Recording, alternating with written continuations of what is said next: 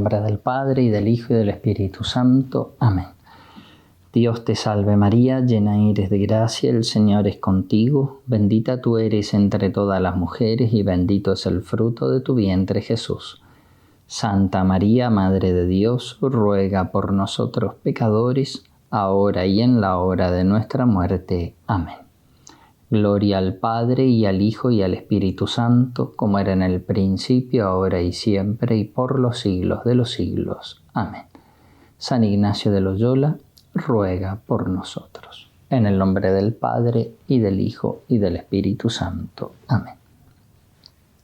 Nos toca ahora la contemplación de la crucifixión. Como siempre, los preámbulos. En primer lugar, la presencia de Dios y adorarlo. La oración preparatoria para todos los ejercicios, el número 46 del librito, pidiendo esa gracia de que toda la oración sea para mayor gloria de Dios. Rezar bien. Luego la historia, como Jesús llega extenuado sobre el monte Calvario. Allí es atravesado con 3 clavos, tachonado a la cruz, y allí comienza una agonía de 3 horas hasta que muere por nosotros en la cruz. Esa es la historia, brevemente. La composición del lugar, por supuesto, el monte Calvario. Ese monte es como Calvario, viene de calavera, un monte redondeado, donde en las afueras, en la época de Jesús, en las afueras de Jerusalén, donde el Señor fue crucificado junto con los ladrones. Y la petición, siempre fundamental, petición que se puede repetir, que se puede insistir sobre ella y sobre todo volver en los coloquios, ¿no? Esa hermosa petición que nos hace hacer San Ignacio. Dolor con Cristo doloroso, quebranto con Cristo quebrantado, lágrimas, pena interna de tanta pena que pasó por mí. Bien, para esta ocasión vamos a presentar, guiados por la sábana santa, la crucifixión de Cristo, tratando de ver cómo se desarrolló esa terrible agonía. Nos encontramos frente a un misterio, el misterio de la pasión del Hijo de Dios, encarnado y redentor de los hombres, misterio de amor, y como todo misterio, una realidad es una realidad inagotable. Por eso el Padre La Palma dice que muchas veces, es decir, no alcanza con una contemplación. Está bien contemplarlo ahora, pero no alcanza con una contemplación.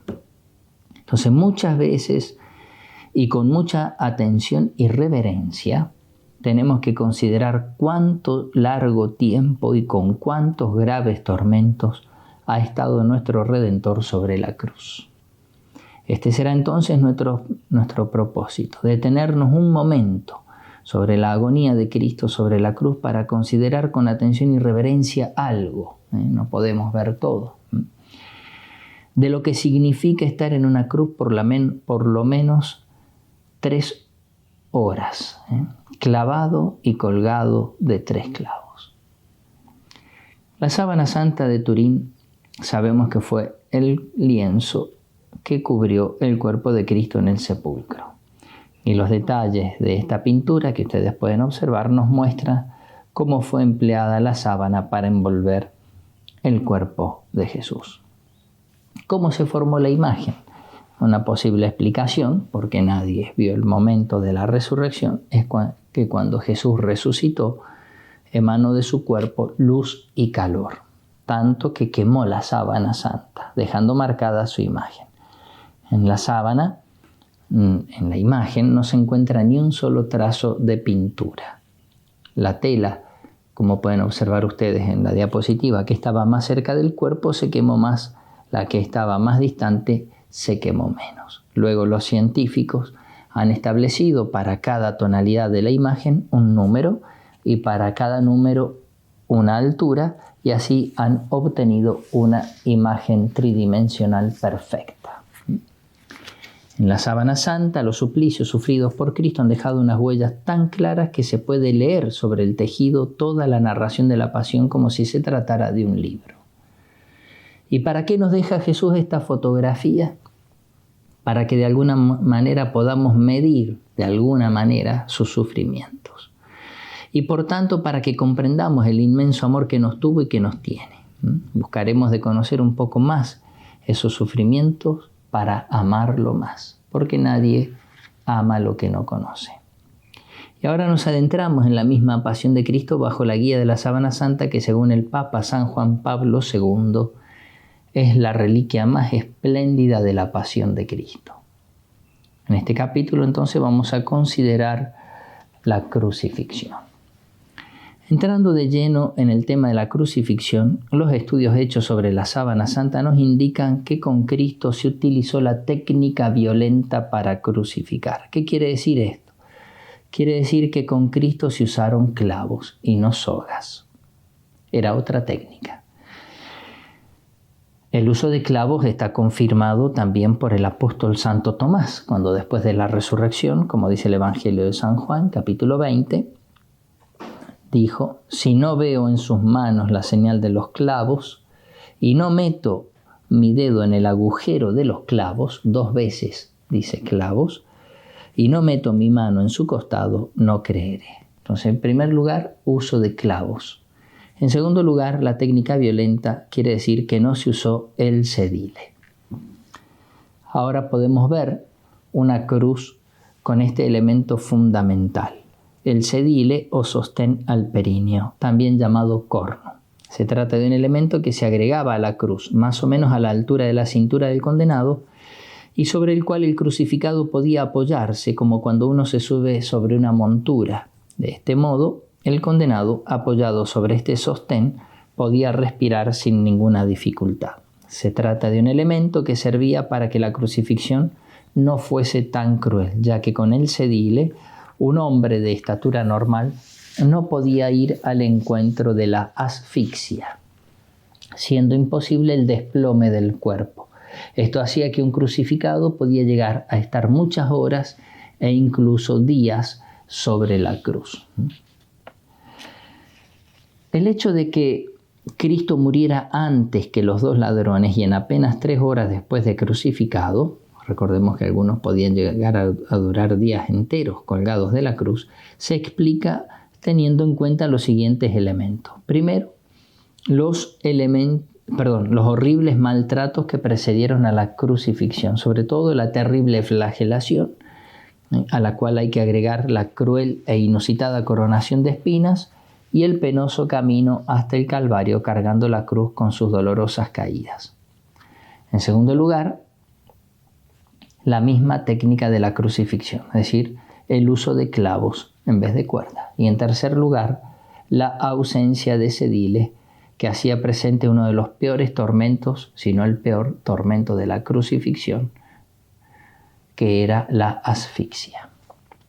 Recapitulando, con Cristo se utilizó la técnica violenta para crucificar. Esa técnica violenta constaba principalmente, como hemos dicho, de 2 elementos. Ausencia de cedile, por lo cual el crucificado, para huir de la asfixia, tenía que usar sus propias fuerzas, especialmente por medio del movimiento de elevación, que era penosísimo, como vamos a ver. Y en segundo lugar, el uso de clavos, con los cuales se procuraba un dolor exquisito, atroz, debido a la lesión del nervio mediano, dolor indecible, que según el testimonio de los médicos puede llevar una persona hasta la locura. En cuanto al uso de los clavos, la Sábana Santa nos ofrece abundante información. En primer lugar, nos indica, como ustedes pueden ver en la diapositiva, el lugar por donde fueron crucificadas, atravesadas las manos. Observamos que el recorrido del clavo y su localización entre los huesecillos del carpo o muñeca. No pudo ser crucificado en las palmas de las manos porque se hubieran desgarrado, pues los tejidos de la palma de la mano no habrían podido sostener el peso del cuerpo. Este punto de suspensión es muy sólido, pues en dicho lugar tienen origen los tendones y músculos de la mano. Los médicos llaman a este punto el espacio de de Stocks. Lesionando este lugar, se daña el nervio mediano. Esta herida hace que el dedo pulgar, con un movimiento violento, se doble hacia la palma de la mano, dice el doctor Barbet. Se trata de un dolor indecible, fulgurante, que se ha apoderado de sus dedos, ha saltado como un dardo de fuego hasta su espalda y ha estallado en su cerebro. Se trata del dolor más insoportable que un ser humano pueda experimentar, la lesión de un tronco nervioso. En este caso, el nervio mediano casi siempre va acompañado de un síncope, es decir, de un desmayo, lo que es, en el fondo, una suerte. Para las personas que han sufrido la lesión de un tronco nervioso, lo mejor es desmayarse. Pero como sabemos bien, Jesús nunca perdió el conocimiento ni se desmayó. Obsérvese que el pulgar está doblado sobre la palma de la mano, por eso se ven solo 4 dedos. Es una prueba de que ha sido herido el nervio mediano. La herida del tronco nervioso queda en contacto con el clavo. Y pronto, cuando el cuerpo de Cristo será suspendido en la cruz, quedará el nervio fuertemente tenso sobre el clavo, como una cuerda de violín que queda tensa sobre su puente, y vibrará a cada sacudida o movimiento, despertando el horrible dolor. Según los estudios, el grosor del clavo, siempre más o menos, o aproximadamente, era de unos 8 milímetros, y de unos 13 a 18 centímetros de largo. Y el orificio del clavo no es redondo, sino cuadrado. Otro elemento importante para demostrar que con Cristo usaron el método violento de crucifixión es el estudio de las palabras o frases pronunciadas desde la cruz por Jesús y por los ladrones. Estas palabras merecen una atenta consideración, más allá del contenido, ya que, como todo bien sabemos, las 7 palabras de Cristo en la cruz son todo un testamento espiritual. Está comprobado que durante la crucifixión violenta el crucificado podía hablar solo cuando se encontraba elevado, es decir, cuando se apoyaba o afirmaba en el clavo que le atravesaba los pies y haciendo fuerza hacia arriba con sus propios brazos. Y aunque estuviera elevado, su respiración no era normal. Respiraba mal, con mucha dificultad, ya que se trataba de una respiración acelerada y muy trabajosa, que se llama diafragmática. Por este motivo salían de la boca del crucificado solo algunas frases muy breves, cortísimas, sobre todo si se tiene también presente el dolor lacerante agudo del nervio mediano, la lesión de ese nervio, debido a los clavos de las manos, que produce un dolor de paroxismo, es decir, el máximo de dolor.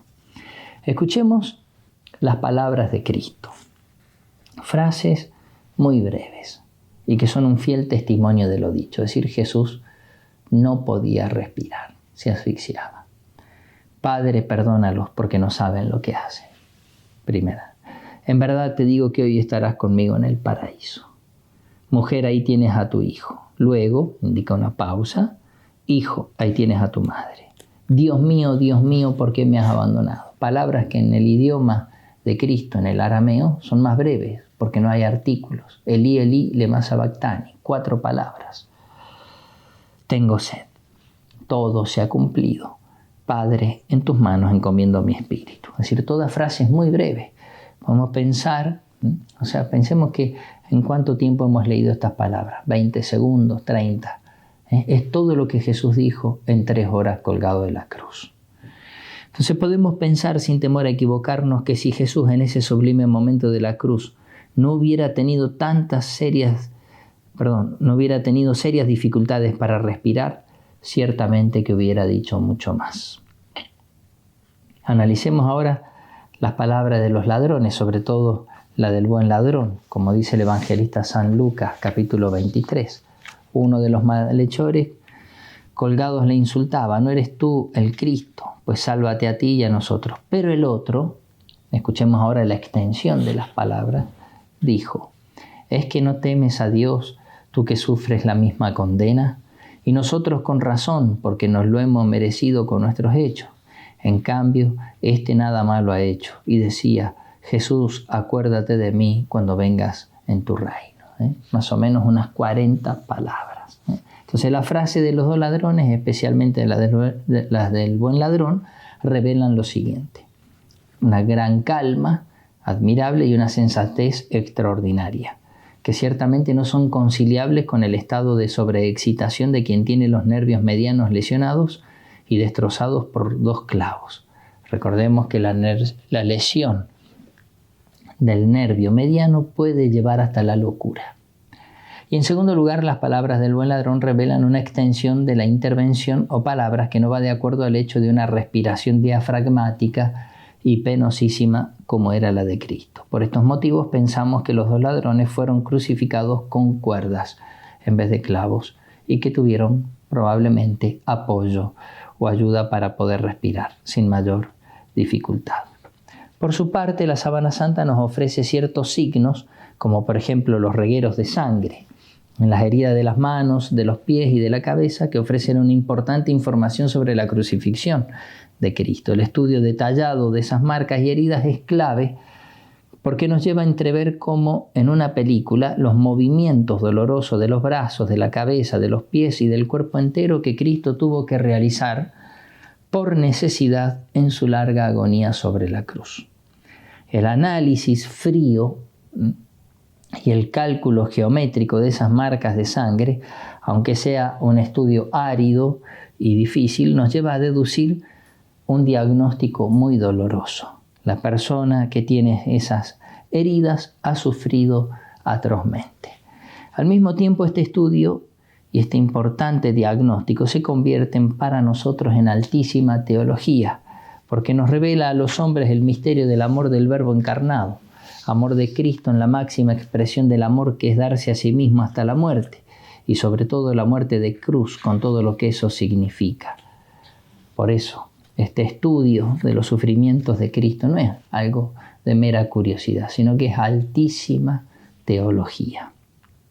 Nuestro Señor había dicho: nadie tiene amor más grande que aquel que da la vida por los amigos, y Cristo la dio por nosotros pecadores, ¿y de qué modo? En la cruz. Como dice San Bernardo, Jesús quiso sufrir mucho por amor a nosotros para que también nosotros lo amemos con todo el corazón. Antes de entrar de lleno en el análisis de las marcas de sangre, no nos olvidemos de aquel gesto maravilloso de nuestro Señor cuando Jesús llegó al Calvario. ¿Qué hicieron? Le dieron de beber un vino mezclado con hiel o vino mirrado. ¿De qué se trata? Se trata de un narcótico, una bebida que mitigaba o suprimía el dolor produciendo adormecimiento general o local y se daba a los condenados a muerte. Pero como narra el Evangelio de San Mateo, Cristo, después de probarlo, no quiso beberlo. Es decir, Jesús no lo quiso beber, porque la entereza con que Jesús va a soportar la pasión no tenía que ser efecto de un narcótico, de una anestesia, de un analgésico, sino fruto de su fortaleza y de su amor a los hombres. En relación a la crucifixión es importante el estudio de la marca de sangre que en la Sábana Santa aparece sobre la herida de la muñeca de la mano izquierda. Hay más heridas que están en relación con la crucifixión, pero nosotros, por motivos de tiempo, nos vamos a detener solo en esta. Esta maravillosa llaga, con sus dos regueros de sangre, nos revela datos de gran interés. Por ejemplo, que el cuerpo de Cristo en la cruz debió, por su larga agonía, someterse principalmente a dos movimientos. En primer lugar, el de abajamiento, que también podemos llamar desplome, hundimiento o descenso, en el cual todo el peso del cuerpo de Cristo se apoyaba únicamente o casi sobre los clavos de las manos. Jesús que se desplomaba, se dejaba caer, el abajamiento. Y el movimiento de elevación, en segundo lugar, con el cual Cristo evitaba la asfixia y podía pronunciar algunas palabras. Para eso tenía que hacer un gran esfuerzo con sus brazos, haciendo leva y girando las manos sobre los clavos y con los pies que hacían fuerza y se apoyaban sobre un clavo. El doble reguero de sangre en la mano izquierda, súper evidente en la Sábana Santa, cuya abertura es de 35 grados, da razón más que suficiente de la doble posición de abajamiento y elevación de Cristo en la cruz. La sangre de las heridas, por la ley de la gravedad, siempre se dirigen hacia abajo, en línea directa, pero si de una misma herida, punto o fuente de origen, encontramos que hay regueros con distintas direcciones, quiere decir que esas partes del cuerpo han cambiado de posición, por ejemplo, la cabeza, las manos y los pies. Se trata de una herida preciosa porque nos permite una investigación rica de aplicaciones para poder llegar a conocer algo, como hemos dicho, del cómo era el método violento de la crucifixión romana y por lo tanto conocer algo de cómo fue la terrible agonía de Cristo en la cruz. De lo primero que nos habla esta llaga es sobre el gran descenso, ese hundimiento o abajamiento, desplome de Cristo en la cruz. Luego de haber sido clavado en las manos sobre el patíbulo, palo horizontal, y después de que los verdugos elevaron el patíbulo para colocarlo sobre el estipes o palo vertical, habremos construido el primer momento de la crucifixión. Pensemos que estamos delante de uno de los momentos más trágicos de la pasión de Cristo, ya que Cristo fue dejado por unos momentos con los pies por el aire, permaneciendo colgado totalmente solo de 2 clavos, los clavos de las manos. Entonces, primero crucificado en las manos y luego los pies quedaron en el aire hasta que los verdugos toman los pies de Cristo y allí con un solo clavo le atraviesan sus pies. En aquel estado de máximo abajamiento, sin un punto de apoyo en los pies, era imposible para Cristo realizar algún movimiento. Esto lo podía hacer el respirar recién cuando tuvo, en un segundo momento, clavados los pies. Los nazis en Dachau hicieron un experimento de cuánto puede soportar una persona colgada de las manos sin tener un apoyo en los pies. Y dura pocos segundos. Con suerte llegará a un par de minutos si es que es muy fuerte y puede con sus mismos brazos hacer flexión. Pero si no tiene ningún punto de apoyo, muere en pocos instantes. La sábana santa nos enseña que los pies fueron clavados al estipes, palo vertical, atravesándolos en el segundo espacio metatarsiano cerca de la línea del infranc. La cruz, en la diapositiva, indica el punto de perforación. Con los experimentos hechos se ha constatado que no es difícil poner los pies uno sobre otro y clavarlos con un solo clavo. La posición del clavo permite que los pies se apoyen en él firmemente. Segundo momento, la dolorosa elevación. Después del gran descenso o abajamiento, de lo segundo que nos habla esta llaga es sobre la dolorosa elevación de Cristo en la cruz. Según Monseñor Ricci, Cristo ha tenido que transcurrir la mayor parte de las 3 horas de agonía en estado de elevación, en esa posición.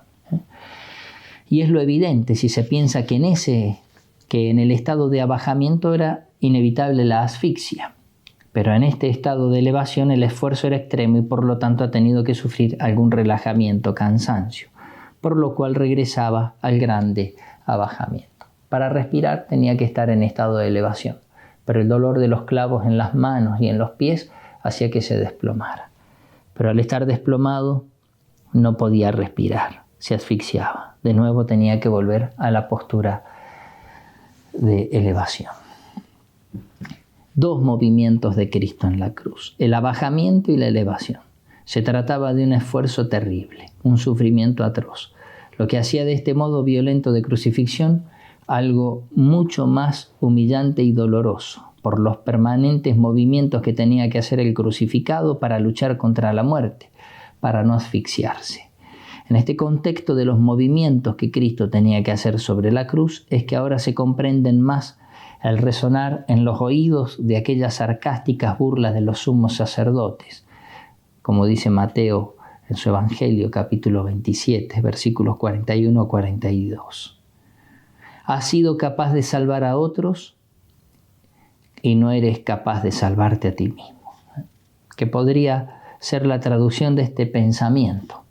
Has sido capaz de salvar a otros y ahora, por más que hagas muchos esfuerzos, ese abajamiento y esa elevación, no eres capaz de salvarte a ti mismo. Entonces una gran crueldad y un gran ensañamiento. En este esfuerzo por elevarse para poder respirar, los pies de nuestro Señor también tuvieron que girar alrededor del clavo como si fuese un perno para permitir la flexión de las piernas y así lograr la elevación.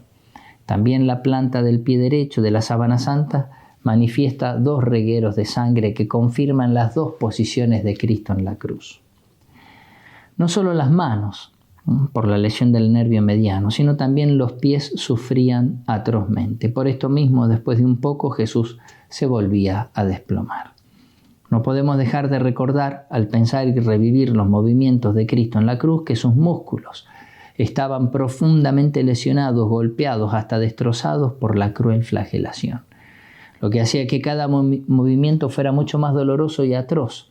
Sabemos que las piernas de Cristo, especialmente las pantorrillas, fueron uno de los lugares más azotados.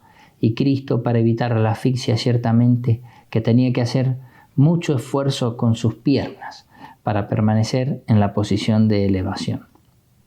También hay que agregar que la falta de respiración adecuada, la llamada disnea, iba causando el tétano, con consecuentes calambres dolorosísimos en todo el cuerpo. Esta técnica violenta evidentemente refleja la crueldad de los romanos, la animosidad de los verdugos, sedientos de este tipo de espectáculos, que se deleitaban viendo cómo se alargaba la agonía del crucificado, con aquellos dramáticos y dolorosos movimientos de elevación y abajamiento. Así, mientras duramente se alargaba la vida, se divertían y gozaban de ver una agonía hasta el agotamiento total de las fuerzas, hasta no dar más, hasta morir. Podemos hacer como un paréntesis, ¿no? Cómo hacer sufrir a una persona de esta manera nos lleva muchas veces a decir eso no es humano, y decimos más de lo que sabemos porque eso es algo diabólico. Ciertamente no está en el ser humano hacer sufrir de esa manera a otra persona. Cuando se ven esas torturas, esas cosas, ese modo de hacer sufrir a los demás, y además el gozarse en eso, ahí está metido el diablo. Después de que el gusto sádico de los verdugos se había cumplido, o cuando intervenían motivos de carácter religioso como la preparación para la Pascua, para concluir con la agonía de los crucificados, se recurrían al llamado crurifragium, es decir, romper las piernas. Esto hacía imposible la elevación del cuerpo, lo que conducía a la asfixia inmediata y a la muerte, y así se concluía el drama. La lectura atenta de esta llaga de la mano izquierda de Cristo nos abre muchos aspectos interesantes y maravillosos de su pasión, y al mismo tiempo nos evidencia la perfecta armonía de la sábana santa con los datos del Evangelio, de la arqueología, de la medicina, de la historia y de otras tantas ciencias, lo que al mismo tiempo confirma la autenticidad y la veracidad de la sábana santa de Turín. Veamos un ejemplo de esa admirable consonancia de la sábana santa con otras ciencias, por ejemplo con la arqueología. Tienen ustedes delante en la diapositiva el llamado grafito de Pozzuoli. Se trata de un dibujo hecho sobre una pared. Está datado en el siglo I y se conserva hasta el día de hoy. Se encuentra en Pozzuoli, cerca de Nápoles, donde había un circo romano. El grafito fue hecho por un frecuentador de la taberna que fue a tomar vino y que antes había presenciado una crucifixión en el circo. E impresionado por el espectáculo hizo un dibujo de lo que vio sobre la pared. Y en ese dibujo podemos observar, y todo en perfecta agonía con la sábana santa. Primero, cómo la colocación de los clavos está propiamente en la zona de las muñecas, cómo utilizaban un solo clavo para crucificar con los dos pies. Y sobre todo es impresionante.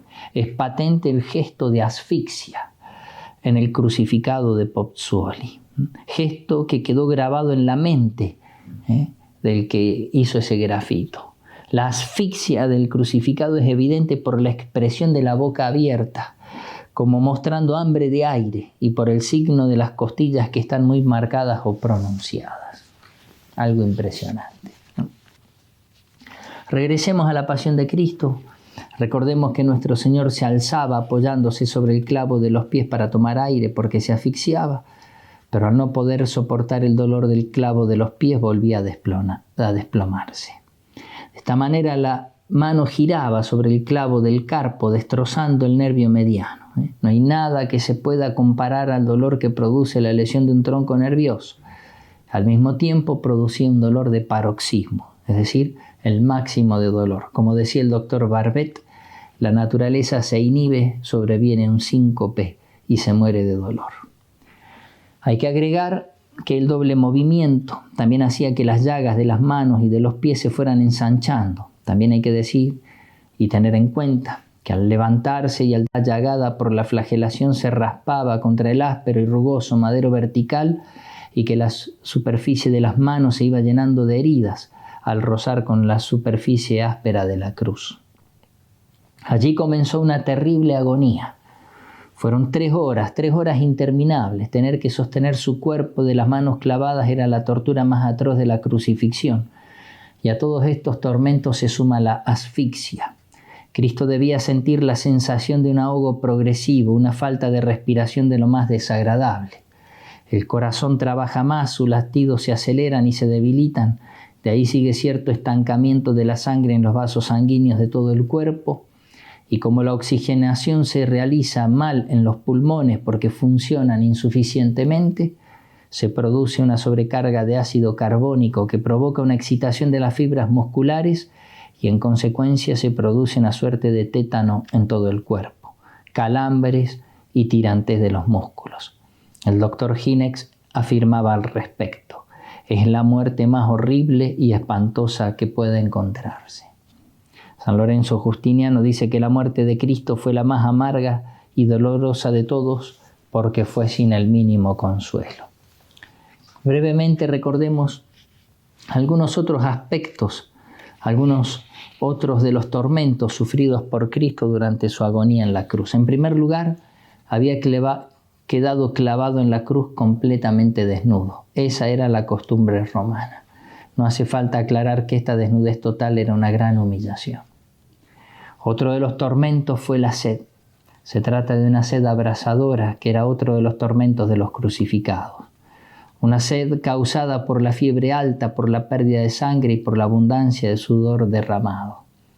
Y si Jesús tuvo una fiebre alta, también tuvo que sentir un frío intenso, como nos pasa a nosotros, porque además estaba totalmente desnudo y expuesto al aire de abril, pleno otoño. Escribe el evangelista San Juan: sabiendo Jesús que ya estaba todo cumplido, dijo: tengo sed. El doctor Barbet habla de otro tormento. Las llagas de Jesús debían estar infectadas por la tierra que habían recogido y por las diferentes porquerías que los verdugos le habrían echado encima. Sobre algunas heridas se habrían formado incluso falsas membranas con segregación de suero y pus. Consecuencia de esto es que numerosas moscas y otros insectos revolotearían alrededor de su cuerpo y se posarían en sus llagas. Imposible de espantarlas. También se cebarían sobre su rostro. Mientras lo estaban crucificando, Jesús decía, Lucas 23:34, Padre, perdónalos porque no saben lo que hacen. Comenta el padre Bober, no hay en todo el Evangelio palabras más conmovedoras que estas.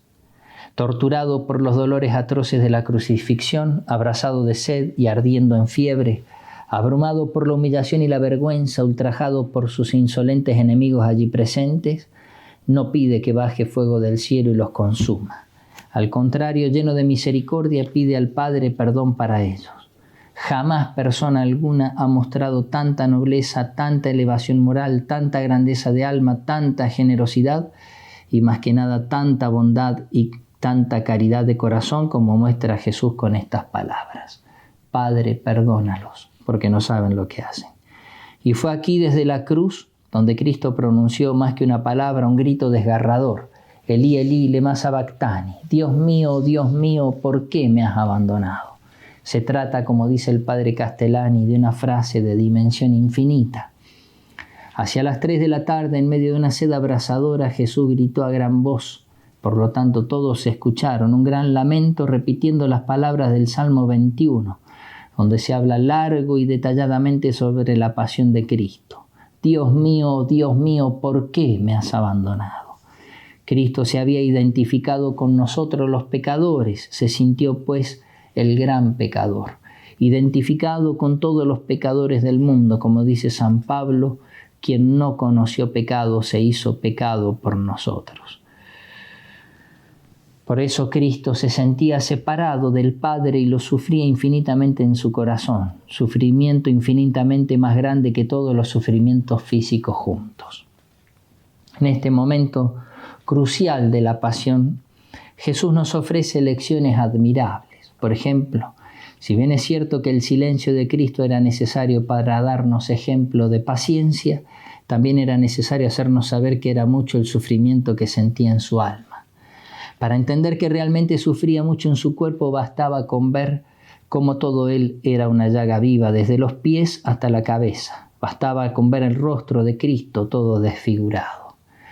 pero para que entendiéramos que su espíritu no era de piedra y para enseñarnos que tan intensamente y tan vivamente había sentido en su corazón los insultos, la desnudez, los ultrajes, las burlas, las humillaciones, las torturas. Jesús, que por tanto tiempo no se había lamentado, ahora, para hacernos entender lo que sentía dentro de su corazón, pronunció ese grito desgarrador: Elí, Elí, lema sabactani. Dios mío, ¿por qué me has abandonado? De esta manera, con este clamor, sabemos y tenemos certeza de la misma boca de Cristo, que no eran menos los sufrimientos interiores en comparación con aquellos sufrimientos exteriores. Entonces, en la cruz, y cada vez que contemplemos el crucifijo en nuestras casas, en nuestras iglesias, encontramos dolor físico, el más grande e impresionante: estar colgado de 3 clavos por 3 horas, sufriendo la asfixia.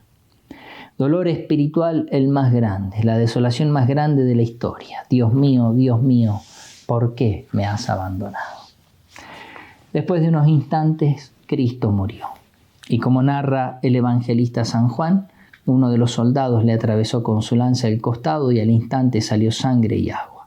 Con Cristo no se hizo uso del crurifragium, al romper las piernas, porque ya estaba muerto. Por eso le atravesaron el corazón con una lanza, solo para comprobar que había muerto. Sí, con los ladrones. Y por eso, una vez que le destrozaron las piernas, no pudieron respirar más y murieron en pocos instantes. La herida está situada, la herida del costado, entre la 5ª y la 6ª costilla. La lanza atravesó el 5º espacio intercostal, penetró por el pulmón derecho y tras un recorrido de unos 10 centímetros alcanzó la aurícula derecha, la cual suele contener sangre líquida en los cadáveres recientes.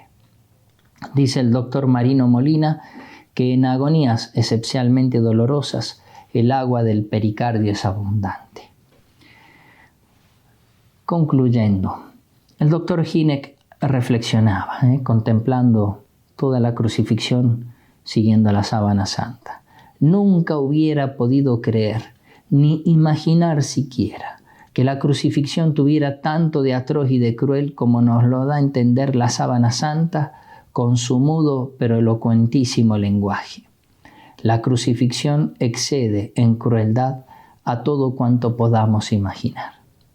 Para nosotros que sabemos el valor inmenso, infinito de los sufrimientos del Redentor, que han obrado nuestra salvación, estas investigaciones sobre la sábana santa, al mismo tiempo que nos lleva a una reflexión amorosa de sus indescriptibles dolores, nos enseña todavía más los horizontes sin límites del amor de Cristo paciente, del amor de Cristo por cada uno de nosotros, de Cristo que se entregó por mí, pagó por mí, tomó mi lugar, como dice San Pablo en la carta a los Gálatas. No nos olvidemos que el sacrificio de Cristo, para ir terminando, el sacrificio de Cristo en la cruz se renueva de modo incruento en cada Santa Misa. Lo indican las mismas palabras de la consagración. Cuerpo entregado, sangre derramada. En cada Santa Misa que participamos podemos vivir, como lo vivían los santos, la pasión de Cristo. Como por ejemplo San Pío de Pietrelcina, que revivía toda la pasión de Cristo durante la misa. De tal manera que una vez que le preguntaron: Padre, ¿no se cansa de estar tanto tiempo parado? Él respondió: no estoy parado, estoy colgado. De tal manera como se identificaba con Cristo. Jesús, queridos ejercitantes, quiere que tengamos presentes, es decir, que meditemos, que contemplemos, que miremos mucho su pasión. Así se lo dijo a Santa Gema Galgani. Cuenta Santa Gema que Jesús crucificado le decía: mira, hija, mira y aprende cómo se ama. Y me mostró sus 5 llagas abiertas. Mira esta cruz, estas espinas, estos clavos, esta lividez, estos desgarrones, estas llagas y esta sangre. Todo es obra de amor y de amor infinito. Ve hasta qué extremo te he amado. ¿Quieres amar de verdad? Aprende antes a sufrir. El sufrir enseña a amar. Por último, la memoria de la Virgen. ¿Quién puede describir los dolores de la Virgen? Si no podemos describir los dolores del Hijo, ¿cuántas lágrimas habrá derramado la Virgen? Y a pesar de todo esto, la Virgen María estaba allí, al pie de la cruz, de pie, como dice San Juan. Estaba junto a la cruz de Jesús, su madre. Que la Virgen de los Dolores entonces nos alcance la gracia de llevar siempre a nuestros corazones la pasión de Cristo. Como dice el Stabat Mater. Santa Madre, esto te pido, que se imprima en mi sentido la dolorosa pasión, que conmigo dividida la lleve toda la vida dentro de mi corazón. Y como nos enseña San Ignacio también en los coloquios, aprender a hacernos esas preguntas ante Cristo crucificado, ante Cristo colgado por mí en la cruz. ¿Qué hice por Cristo? ¿Qué hago por Cristo? ¿Qué he de hacer por Cristo? ¿Qué he de hacer por la Virgen María? Bendita sea la pasión de nuestro Señor Jesucristo y los dolores de su Santísima Madre. En el nombre del Padre, y del Hijo, y del Espíritu Santo.